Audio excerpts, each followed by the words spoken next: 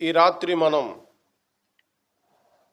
ప్రభు మనస్సు నీ మనస్సు అనే అంశాన్ని ధ్యానం చేద్దామండి. ఇందులోకు ఫిలిప్పీలకు పౌలు గారు రాసిన పత్రికలో 2వ అధ్యాయము 5వ వచనాన్ని చదువుకుందాం. 5వ వచనమండి. క్రీస్తు యేసునకు కలిగిన ఈ మనసు మీరును కలిగి ఉండుడి. ప్రార్థన చేసుకుందాం. మహాగణుడైన తండ్రి, జీవాధిపతి, వాక్కయున్న ప్రభువా, జీవమయున్న ప్రభువా, మీకు స్తోత్రములు నాయన. మిమ్మలను పాడి స్తుతించి ఘనపరిచితిమి. ఫిలిప్పీలకు రాసిన పత్రికలో నుండి 2వ అధ్యాయము 5వ వచన భాగములో నుండి మీ వాక్కుని మేము చదువుకొని ఉన్నాం. ఈ రాత్రి మీ పరిశుద్ధమైన తలంపులు మాకు అనుగ్రహించండి. మేము మీ మనస్సులో, మీ చిత్తములో, మీ ఉద్దేశములో ఎలా బ్రతకాలో ఇంకనూ మాకు బోధ చేయండి. మైకంత్రము ద్వారా ఈ మాటలు వింటున్న వారిలో నీ కార్యాలు జరిగించండి. ఈ రాత్రి ఎవరైతే పాపములోండి నశించిపోతున్నారో వారిని రక్షించుమని ప్రార్థిస్తున్నాము. వారికి మీ మనసు కలిగింప చేయండి. మీ రక్తధారల ప్రభావము వారిపై ఉంచి ఇక మరణములో నుండి వారు జీవములోనికి దాటింపబడి మీలో బ్రతికే భాగ్యము వారికి అనుగ్రహించుమని ప్రార్థిస్తూ ఈ రాత్రి మీరు వాక్యము ద్వారా ప్రత్యక్షమవ్వమని యేసుక్రీస్తు ఘనమైన నామములో ఈ ప్రార్థన అడుగుచున్నాము మా పరలోకపు తండ్రి, ఆమేన్. ప్రభునందు ప్రియులారా, ఇక మనం ఆలస్యమేమి చేయకుండా ఈ అంశంలోనికి మనం వెళ్ళిపోదామండి. జాగ్రత్తగా విందాం, జాగ్రత్తగా గమనిద్దాం. ఉన్న సత్యం ఏమిటో ఆలోచన చేద్దామండి. మరలా ఈ లేఖన భాగాల్ని మనం చదువుకుందాం. క్రీస్తు యేసునకు కలిగిన ఈ మనసును మీరును కలిగి ఉండుడి అని దేవుని వాక్యములో మనం చూస్తున్నాము. బైబిలు ఆయన మనసును మనకు ప్రస్తుతంగా తెలియజేస్తుంది. బైబిల్ ద్వారా ఆయన మనస్సును ఎరిగినాము. ఇప్పటికే బైబిల్ ద్వారా ఆ మనసులో ఉన్న ప్రేమ, ఆ ప్రేమ మనపై ఎలాగ ఆయన చూపించినారు, ఆ మనసులో ఉన్న దయాలత్వం మనకు ఆయన ఎలా అనుగ్రహించినారు, ఆ మనసులో ఉన్న కరుణ, ఆ కరుణ, ఆ దాతృత్వం మన మీద ఎలాగైనా కుమ్మరించాడో ఆల్రెడీ మనము ఎరిగి ఉన్నాము. యెషయాలో ఒక మాట, యెహోవా ఉత్తముడని రుచి చూచి తెలుసుకొనండి. మనం రుచి చూసినాము. ఆయన మనసు మధురమైంది, ఆయన కరుణ మధురమైంది, ఆయన కరుణావాత్సల్యం ఎప్పుడు నూతన పరచబడుతూనే ఉన్నది. ఈ శుక్రవారం రాత్రి మన మీద ఒక నూతనమైన వాత్సల్యము చొప్పున మనల్ని ఆయన చూస్తూ ఉన్నాడు. మనము భూమి మీద ఉన్నంత చేపు, ఆ పరలోకానికి వెళ్ళనంత చేపు ఆయన మనసు మన మీదనే ఉంది. మనం బాగుగా ఉండాలని, క్షేమంగా ఉండాలని, మనము తన ఎదుటకు వెళ్ళినప్పుడు సిగ్గుపడకూడదని,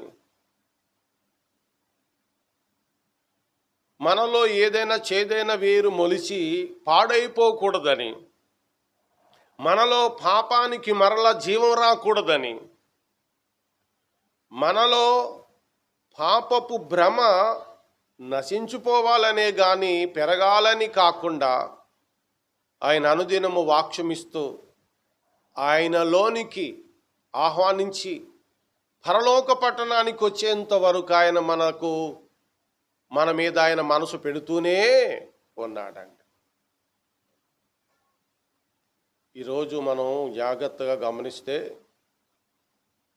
ఆయన మనసు మన మీద లేకపోతే, ఒకవేళ నిన్ను నన్ను కూడా ఆయన ఒక క్షణకాలము మర్చిపోతే మన పరిస్థితి ఏంటంటారు?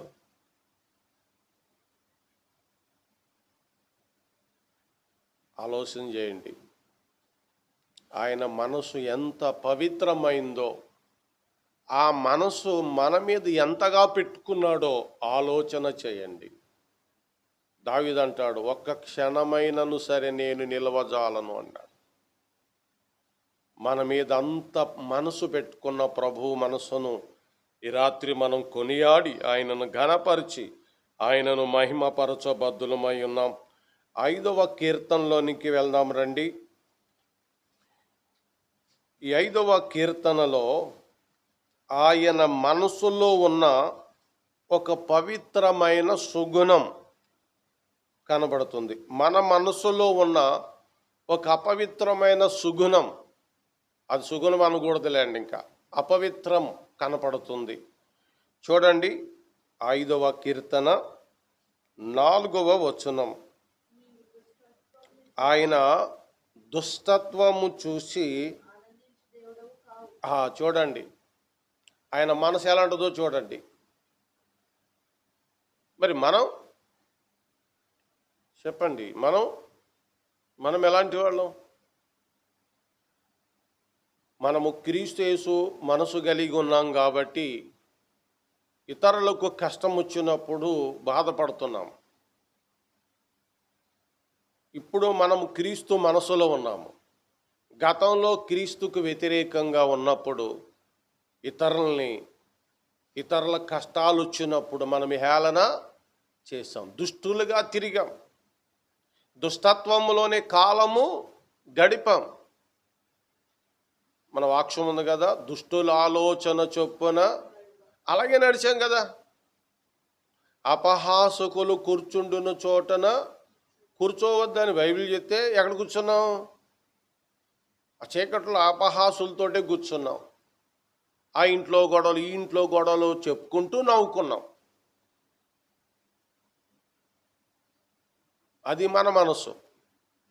మరి ప్రభువు మనసులో, నీవు దుష్టత్వమును చూసి ఆనందించువాడువు కావు. మనం దుష్టత్వములోనే ఆనందాన్ని పొందుకుని కాలము గడిపాం. ఆయన అలాగ ఆనందించకుండా మన యందు దుష్టత్వం ఉన్నప్పుడు, గమనించండి, మన యందు దుష్టత్వం ఉన్నప్పుడు, మనము దుష్టునితో సహవాసం చేస్తున్నప్పుడు, దుష్టునితో పరంగా నరకానికి వెళ్ళిపోతున్నప్పుడు, ఆయన తన రక్షణ సువార్తను మనకు వినిపించి ఆ ప్రభు అయిన యేసుక్రీస్తుని నమ్ముకుని ఆయన మనసులోనికి వచ్చేలాగా ఆయన చేశాడు. ఆయన దుష్టత్వమును చూసి ఆనందించకుండా ఏం చేశాడంటే, ఆ దుష్టిని తలంపులలో ఉన్న మనలను రక్షించి తన మనసును మనకి ఇచ్చినాడు. ఆ తర్వాత మాట చూడండి, చెడుతనమునకు ఆయన యొద్ద ఏమి లేదండి. చెడుతనమునకు ఆయన యొద్ద చోటే లేదు. మరి మన తనం ఎలాంటిది, మన గుణం ఎలాంటిది ఆలోచిస్తే, అరికాలు మొదలుకొని నడినెత్తు వరకు పాప నైజముతోనే, చెడుతనముతోనే గతంలో బ్రతికాం. కానీ ఇప్పుడు క్రీస్తు యొక్క గుణాన్ని మనకైనా ఇచ్చినాడు. పూర్వము మన మనసు చెడ్డది, ఇప్పుడు ప్రభు మనసు మనకి ఆయన అనుగ్రహించి ఉన్న దానికై ఆయనకే ఘనత కలుగును గాక. మరొక మాట రోమాపత్రికలో మీకు చెప్పడానికి నేను ఇష్టపడుతున్నాను. 11వ అధ్యాయంలోనికి రండి.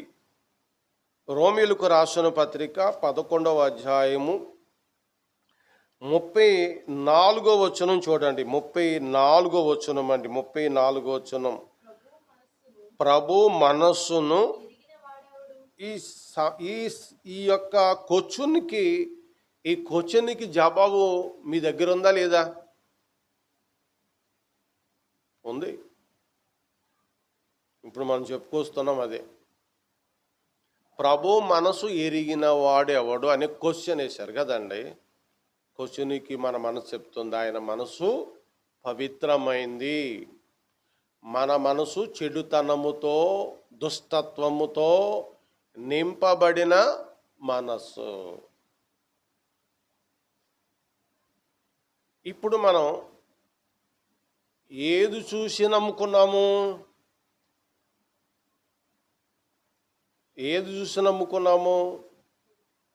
అంటే పేతురు పత్రిక తీయండి, మొదటి అధ్యాయము, మొదటి పేతురు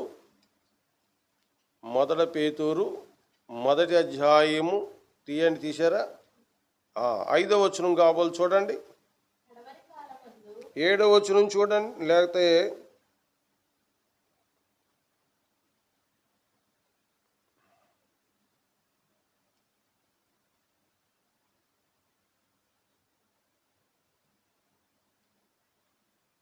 8వ వచనం చూడండి. మీరు ఆయనను చూడకపోయినను ఎలా ప్రేమించాము? అంతే కదండి. అందుకిందాక రోమా 11:34లో ప్రభు మనసు ఎరిగిన వారు ఎవరో. ఇప్పుడు ఆయన మనసు ఎరిగి మనం ఏం చేస్తున్నాము?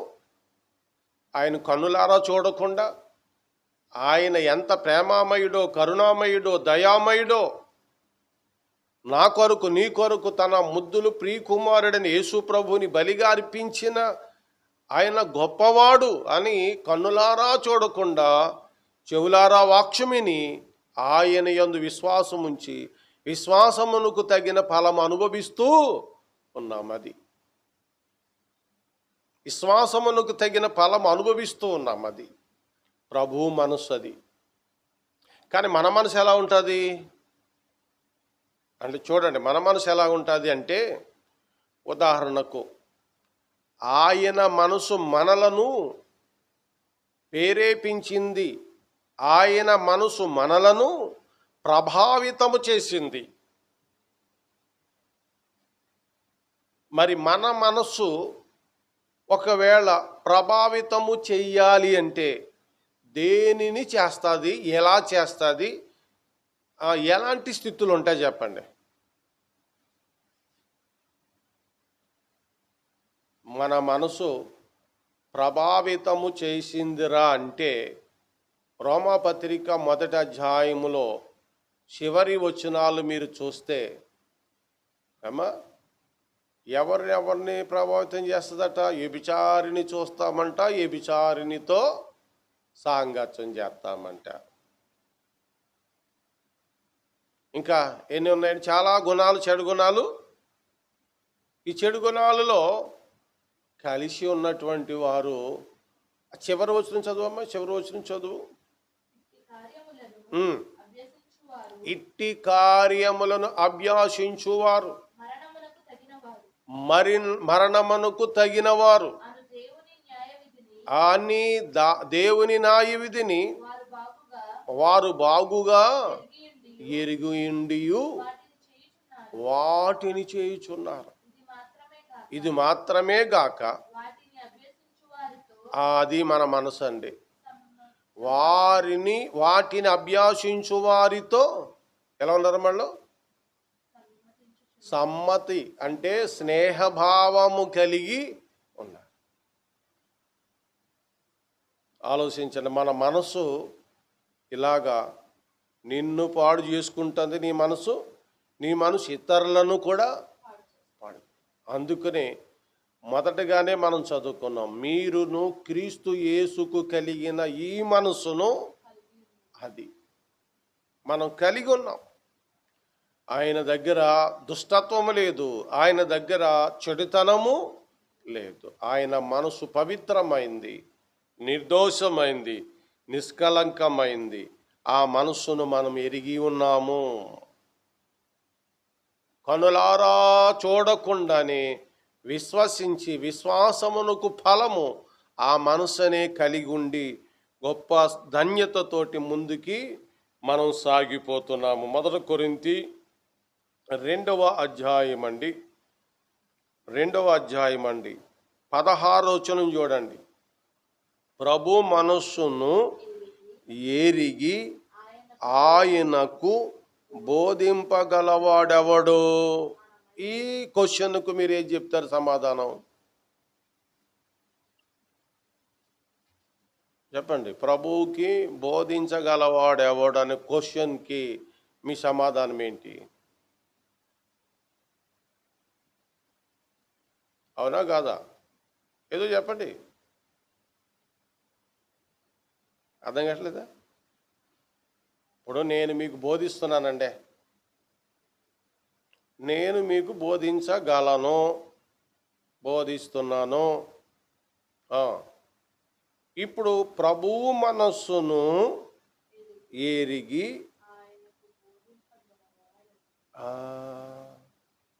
ఉన్నాడా?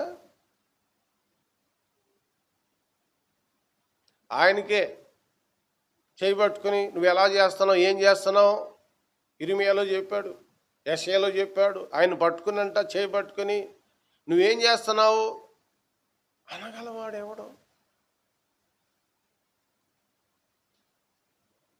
ఇప్పుడు ఒక మనుషుడు ఇంకొక మనుషుడు ఏదో చేస్తున్నాడో ఆ మనుషుడి దగ్గరికి పోయి చేయబట్టుకుని నువ్వేం చేస్తున్నావు అలా గద్దింపుగా అడగగలుగుతాము, కానీ ఆయనకు బోధించగలవారమా? అది కాదు. ఆయనకు బోధింపగలవారము మనము కాము. ఆ బోధకు మనము తన్మయదము చెంది ఆయన బోధ ద్వారా బ్రతుకుచున్నవారమే తప్ప ఆయనకే బోధించగలవారము కాము, ఆయనకే చెప్పగలవారము కాము. ఆయనకే చెప్పేవారు ఎవరుంటారు? ఆయనకే బోధించేవారు ఎవరై ఉంటారంటే క్రీస్తు మనసు లేనివారే. క్రీస్తు మనసు లేనివారు ఆయనకు బోధిస్తారు, ఆయనకు చెప్తారు. మరి మనమైతే అక్కడ చదవండి, అక్కడ మనమైతే అది మనం చేయలేము. ఆయన చెయ్యబట్టుకుని నువ్వేమి చేస్తున్నావని అడగజాలము. అందుకనే ప్రభు మనసు ఉన్నతమైన మనస్సు. ఆ మనస్సులో మనం ఎదగాలి, ఆ మనసులో మనము జీవించాలి. ఆ మనసు ద్వారానే పరలోక పట్టణానికి మనము వెళ్ళాలి. అందుకనే దావీదు అనుదినము నీ గడప యొద్ద కనిపెడుతున్నాను అన్నాడు. అంటే అనుదినం ఆయన బోధ, అనుదినం ఆయన బోధ వింటున్నాడు. మనం కూడా ఆయన బోధ అనుదినము వినవలసిన వారమే కానీ ఆయనకు బోధింపదగిన వారము కాము. ఇందాక క్వశ్చన్ ఏంటంటే ఆయన మనసు ఎరిగిన వారు ఎవరంటే మనమే, కానీ ఆయనకు బోధింపదగిన వారము కాము. ఒక దురుసుగా ప్రవర్తించిన ఒక సహోదరి ఉన్నది బైబిల్ గ్రంథంలో. ఒక సహోదరి చాలా వినయంగా ఆయన బోధ విన్నది. ఎవరు చెప్పండి? ఆ కుటుంబం ఎక్కడుంది? బెతానియా. లాజరు, మరియా, మార్త. ఎప్పుడు వెళ్ళినా ఇంటికి వెళ్ళేవారట. మార్త అయితే యేసు పాదాల దగ్గర కూర్చుని ఆయన బోధ వింటూ ఉత్తమమైన దానిని, ప్రభు బోధ వింటే ఉత్తమమైన దానిని ఏర్పరచుకున్నారు. ప్రభు ఏమన్నారు? ఆమె నుండి అది తీసివేయబడదు. మరి తొందర పెట్టింది ఎవరు? మార్త గారు. మార్త గారు ఎందుకు తొందరపడ్డారు? ప్రభువా మేము అనేక పనులు పెట్టుకున్నాం, నీకు చింత లేదా? మా చెల్లిని అక్కడ కూర్చోబెట్టుకున్నావు. అప్పుడు ప్రభు ఏమన్నా? మార్తా మార్తా, నీవు అనేక పనుల గురించి చింతించుచున్నావు, కానీ అవసరమైనది ఒక్కటి, అది మరియా ఉత్తమమైనది ఏర్పరచుకుంది. ఆయన బోధ ద్వారా మనము ఉత్తమమైన దానిని ఏర్పరచు. ఆయన పాదాల దగ్గర కూర్చొని ఆయన బోధ విన్నప్పుడు ఆయన మనసులో మనము పెరుగుతామండి. ఇదే విషయాన్ని మనము ఎలీషా గెహాజీల్లో చూస్తాం. ప్రవక్త అయిన ఎలీషా శిష్యుడుగా గెహాజీ ఉన్నాడు. గెహాజీ ఒక సందర్భంలో తప్పు చేశాడు. నయమాను యొక్క ధనాన్ని ఆశించి తెచ్చుకున్నప్పుడు ఎక్కడికి వెళ్ళి వచ్చావని అడిగాడు. ఎక్కడికి రాలేదు, ఎక్కడికి వెళ్ళలేదు అని బొంకినప్పుడు, నా మనస్సు నీతో రాలేదా, నా మనస్సు నువ్వు ఎరగలేదా గెహాజీ అంటే మనతో ప్రభు మనసు అలాగనే ఉంది. మనం తప్పు చేయకుండా గెహాజీలాగా దారైపోయే పాపాన్ని నెత్తి మీద తెచ్చుకున్నాడు కదా. నయమాను కుష్ఠరోగం తన నెత్తి మీద తెచ్చుకున్నాడు. గెహాజీ వంశం అంతా కూడా కుష్ఠరోగులు అయిపోయారు. వంశం అంతా కుష్ఠరోగులుగా మారిపోయారు. కాబట్టి ఇక్కడ ఈ రాత్రి మనం గమనించవలసిన విషయం ఏంటంటే, ప్రభు మనసు ఎరిగిన వారము, ప్రభు మనసుతో ఉన్నవారము. మనం ఎవరమండి? ప్రభు మనసుతోటి ఉన్నటువంటి వారముగా మనమున్నాము. 5వ కీర్తనలో మరొక మాట చూడండి. 5వ కీర్తన 5వ వచనం చూడండి. వీళ్ళెవరో డాంబికులు అంటే వీళ్ళెవరో. ఇప్పుడు మనం అక్కడక్కడ చక్కని పులులు చూస్తున్నాం. పులి అది అలాగా కూర్చుంటుంది. చూడగా పులి, తాకగా బొమ్మ. దూరం నుంచి చూడగా పులిలా కనపడుతుంది. దాన్ని తాకి చూస్తే అది పులిగా, అది ఏది బొమ్మ. అంటే డంబం, అంటే పోలిక. కానది కాదు. డాంబికులు అంటే చూడండి, డాంబికులు నీ సన్నిధిని నిలవలేరు. దీన్ని ఎలాగైనా మనం తీసుకోవచ్చు మాట అండి. భక్తి చేస్తున్నట్టుగా, అంతే. మేము పవిత్రులము అన్నట్టుగా, కానీ ఆయన సన్నిధిలో నిలవ. మొదటి కీర్తనలో లాస్ట్ టైంలో ఏం చెప్పారంటే, నీతిమంతుల సభలో దుష్టులను పాపులను అని చెప్పి. కీర్తనకారుడు మనసు ఏంటంటే, ప్రభు మనస్సులో ఉండండి. 5వ కీర్తన అంతా కూడా సారాంశం అది. ప్రభు మనస్సులో ఉండండి, ప్రభు మనస్సులో ఉండండి. 6వ వచనం చూడండి. అబద్ధమాడు వారిని నీవు నశింపచేయుదువు, కపటము చూపి నరహత్య జరిగించు వారు యెహోవాకు అసహాయులు. వీళ్ళందరూ క్రీస్తు మనసు లేని వారు. 5, 6 వచనాల్లో. 7వ వచనంలో, నేనైతే నీ కృపాతిశయమును బట్టి నీ మందిరములో ప్రవేశించెదను, నీ ఎడల భయభక్తులు కలిగి నీ పరిశుద్ధాలయము దిక్కు చూసి నమస్కరించెదను, ఆరాధిస్తాను, నేను సేవిస్తాను, నీ సన్నిధిలోనే ఉంటాను, నిన్ను ఆరాధిస్తాను అంటున్నాడు బట్ అండి. ప్రవేశించెదను అన్నాడు. దావీదు కాలంలో దేవుని మందిరం ఉందండి. దావీదు కాలములో దేవుని మందిరము లేదు, కానీ మందిరమును గురించి తన మనస్సులో రాసినాడు. కొందరు తప్పు పట్టారన్నమాట. మందిరం లేకుండా మందిరం గురించి మాట్లాడాడు. మందిరంలో ఇలా ఉన్నాను, అలా ఉన్నాను అన్నాడు. లేదు, ఆయన మందిరము తర్వాత కట్టినప్పటికీ కూడా ఆయన దేవుని సన్నిధి అనుభవంలో ఉన్నాడు. ఇప్పుడు కూడా మనం ఎలాంటి అనుభవంలో ఉన్నాము? పరలోకానికి వెళ్ళలేదు కానీ పరలోక అనుభవంలో ఉన్నాం. భూమి మీద పరదేశులము, యాత్రికులుగా ఉన్నాము కానీ మన పౌరస్థితి ఎక్కడుంది? అక్కడనే ఉంది.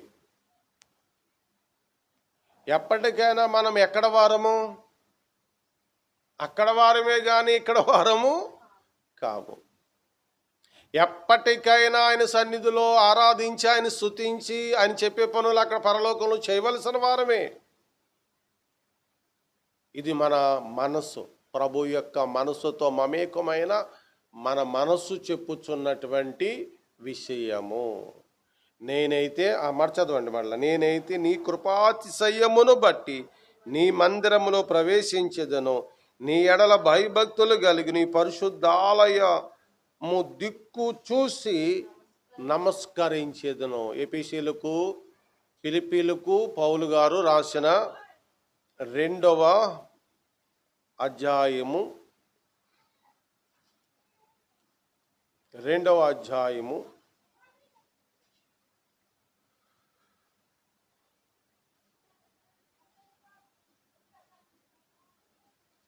ఎఫెసీయులకు రాసిన పత్రికలోనే 2వ అధ్యాయం అండి. ఎఫెసీయులకు రాసిన పత్రిక 2వ అధ్యాయము 6వ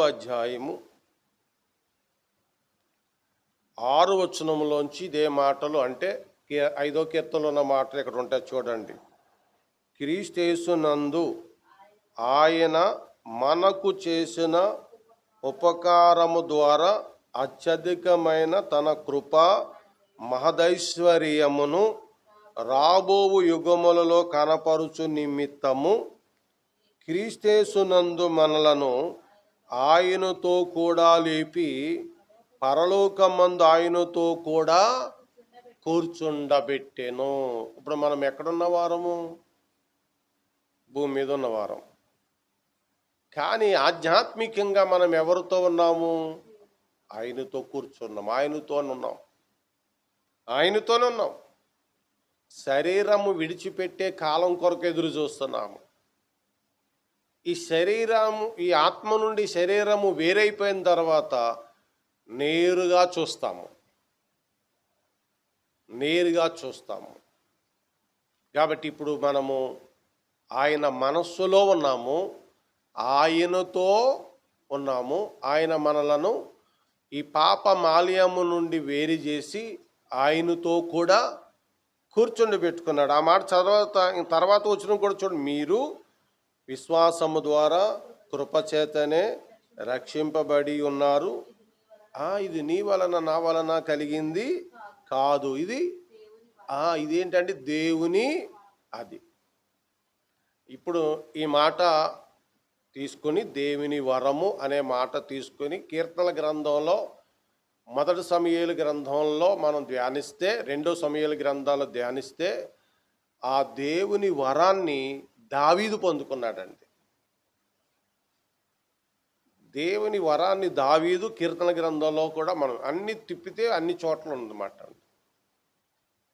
నీ సన్నిధిలో నేను ఒక వరం అడగబోతున్నాను, నీ ప్రసన్నత చూడాలని నేను ఎంతో ఆశపడుతున్నాను. అవి ఎంత గొప్ప మాటలండి. ఇది ఎవరి వరం అండి? దేవుని వరము. అందుకనే భూమి మీద ఉన్నాం మనం, కానీ పరలోకాన్ని నిదానించి చూస్తున్నాము. ఇది ఆయన మనసు. ఇక్కడ దూరంగా ఉన్నాం, కానీ పరలోకాన్ని నిదానముగా చూస్తున్నాం. అలాగా చూస్తూ భూమి మీద మనం ఎలా ఉన్నాం అనుకుంటున్నాము? పరదేశములను యాత్రికులమై ఉన్నామని దూరముగా ఉన్న దానిని చూసి వందనములు చేస్తున్నాం. ఉందా లేదా వచనము? హెబ్రీయులకు రాసిన పత్రిక 11వ అధ్యాయము 13వ వచనంలో ఉంది చూడండి.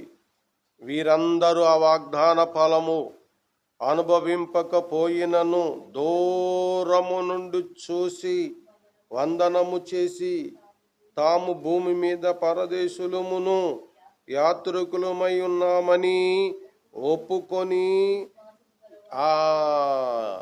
ఒప్పుకొని విశ్వాసము గలవారుగా జీవించి మృతి పొందారు. ఇది క్రైస్తవ నిరీక్షణ. క్రీస్తు యేసుకు కలిగిన ఈ మనస్సు, క్రీస్తు యేసుకు కలిగిన ఈ మనసు మీరును కలిగి ఉండాలి. ఆ మనసు మనల్ని ఏం చేస్తుందంటే భూమి మీదే ఉన్నాం కానీ భూమి మీదే ఉన్నాం కానీ దూరము నుండి పరలోకాన్ని చూస్తున్నాం. ఎందుకనగా ప్రభువు మనలను పాప ఊబిలో నుండి లేపి ఆయనతో పలంగా పరలోకమందు కూర్చుండా పెట్టాడు. అపోస్తులు 7వ అధ్యాయంలోనికి రండి. ఇక్కడ సైపాన్ కనపడుతున్నాడు, స్టెఫన్ కనపడుతున్నాడు.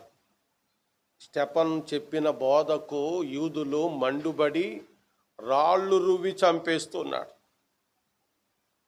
చంపేస్తున్నప్పుడు స్టెఫన్ మనస్సు ఎలా ఉందో చూడండి. 54 నుండి చదువుకుంటూ వస్తాను. వారి మాటలు విని కోపముతో మండిపడి అతనిని చూసి పండ్లు కొరికిరి.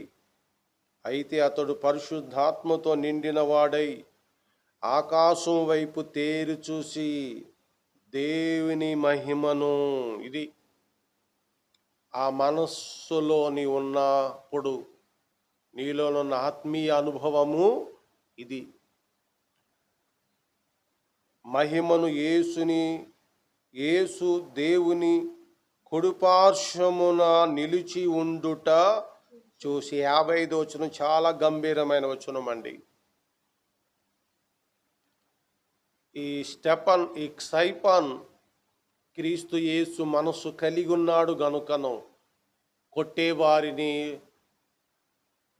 అక్కడ బాధిస్తున్న వారిని చూడలేదు, కానీ ఆయన మనస్సు తెరుచుకుని పరిశుద్ధాత్మతో నిండిన వాడై పరలోక దృశ్యాన్ని చూస్తున్నాడు.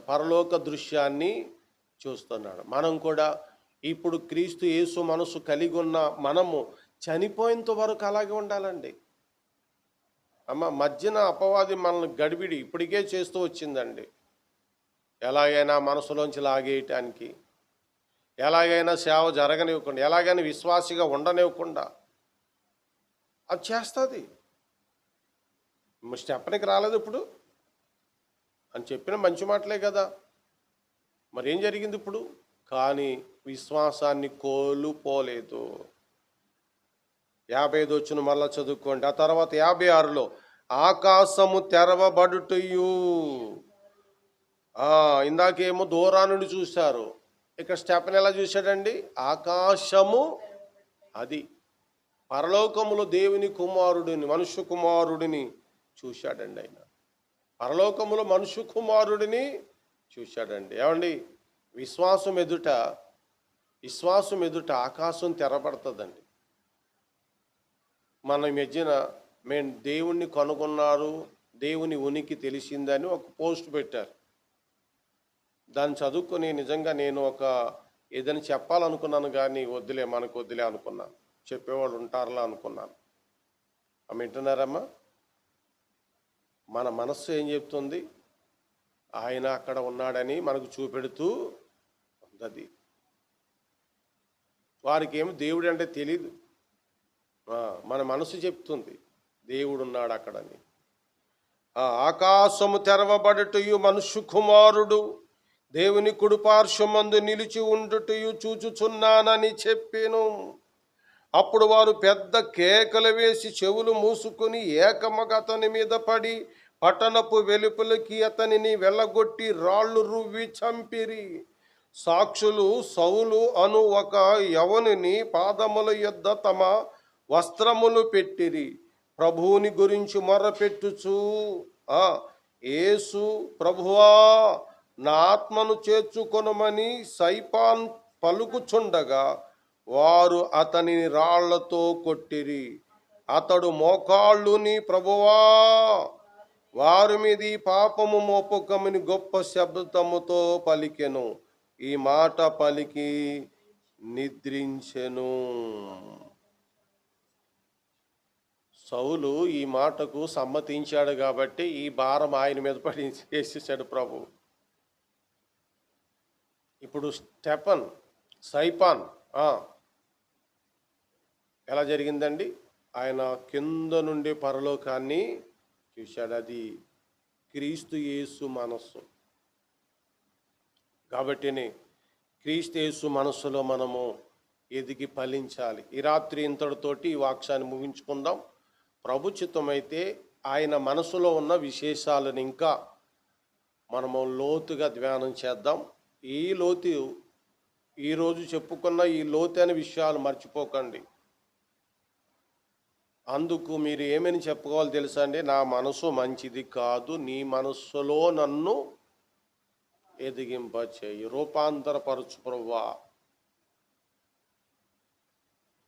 అప్పుడు మన బుద్ధి మారుతుంది, మన తలంపులు మారుతాయి, మన ఉద్దేశాలు మారుతాయి. మార్పు అనేది ఒకరోజు జరిగేది కాదు కూడాను, ఆయన జరిగించుకుంటూ వెళ్తాడు. ప్రభు ఈ వాక్యము మనందరి హృదయములలో నిండారుగా నింపి దీవించును గాక. ఆమెన్.